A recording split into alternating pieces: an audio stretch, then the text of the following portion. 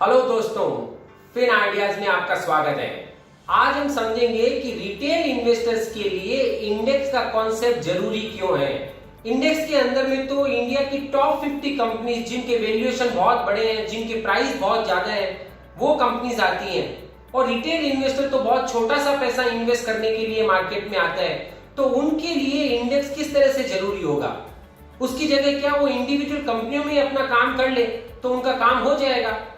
तो समझना होगा हमें कि किस तरह से इंडेक्स रिटेल इन्वेस्टर्स के लिए बहुत बड़ी वैल्यूएशन क्रिएट कर सकता है। इसका एग्जांपल हम लेते हैं। मान लीजिए कोई एक अकेला व्यक्ति होटल में खाना खाने जा रहा है, तो वो जैसे ही रेस्टोरेंट में पहुंचा तो रेस्टोरेंट में वेटर ने पूछा कि आप क्या ऑर्डर देना चाहते हैं। अब यदि वो वहां पर एक प्लेट सब्जी, एक प्लेट वापस पनीर का कुछ आइटम, फिर उसके बाद में एक प्लेट राइस, एक प्लेट दाल और इस तरीके का ऑर्डर करने जाए, तो एक तो प्रॉब्लम ये होगा कि बहुत सारा ऑर्डर उसके पास में आ चुका होगा।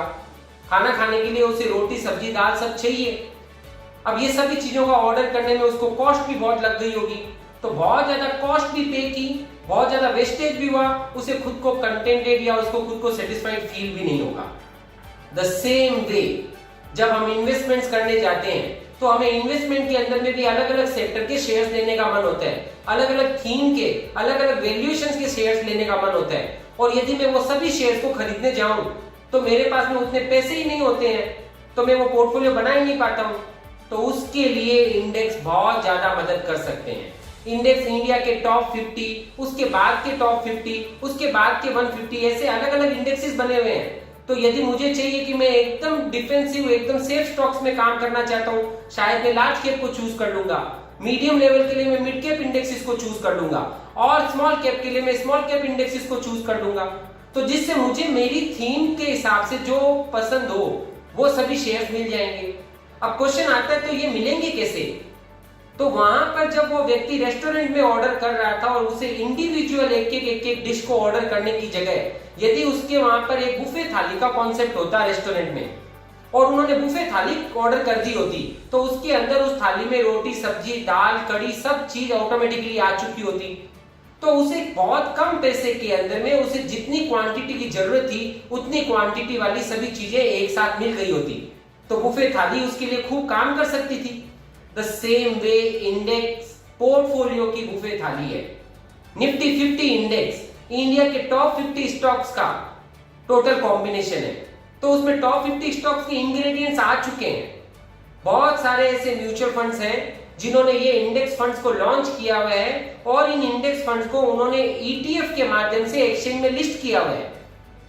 तो यदि मुझे मेरे पैसे निवेश करने हो, मैं रिटेल इन्वेस्टर हूं, छोटा इन्वेस्टर हूं, और मैं चाहता हूं कि मेरे पोर्टफोलियो में रिलायंस भी हो, टाटा स्टील भी हो, सुज़लोन भी हो, एजुकॉम भी हो, या फिर HDFC बैंक भी हो, HDFC लिमिटेड हो, तो यदि मुझे ये सभी शेयर चाहिए तो मैं क्या कर सकता हूं? मैं अलग अलग छोटे छोटे इंडेक्सेस ले सकता हूं। मैं जैसे ही इंडेक्स लूंगा तो वो सभी चीजों के इंग्रेडिएंट्स मुझे वहां पर मिल चुके होंगे। इससे क्या बेनिफिट होगा कि मुझे सबसे कम कॉस्ट में, हमें पता रहना चाहिए कि इंडेक्स का fund management cost active fund की कंपैरिजन में ऑलमोस्ट 1/10 होता है।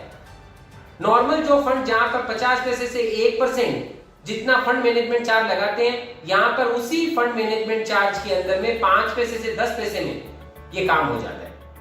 उसी के साथ में छोटे छोटे इन्वेस्टमेंट के अंदर हम बहुत बड़ा काम कर पाते हैं।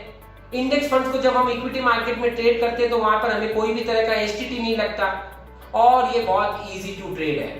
तो ये था पूरा कॉन्सेप्ट कि किस तरह से एक रिटेल इन्वेस्टर्स के लिए इंडेक्स बहुत ज्यादा वैल्यू वाला हो सकता है। तो अब जब आप अपना इन्वेस्टमेंट करने जाएं, तो जब आप अपनी स्क्रिप्ट को सिलेक्ट करते हैं, उसी तरह से इंडेक्स पे भी नजर डालिएगा। हो सकता है आपको कुछ अच्छे इंडेक्सेस मिल जाए और वो इंडेक्सेस आपको लॉन्ग टर्म में बहुत बड़ी वेल्थ क्रिएट कर दें, बहुत कम खर्च पे।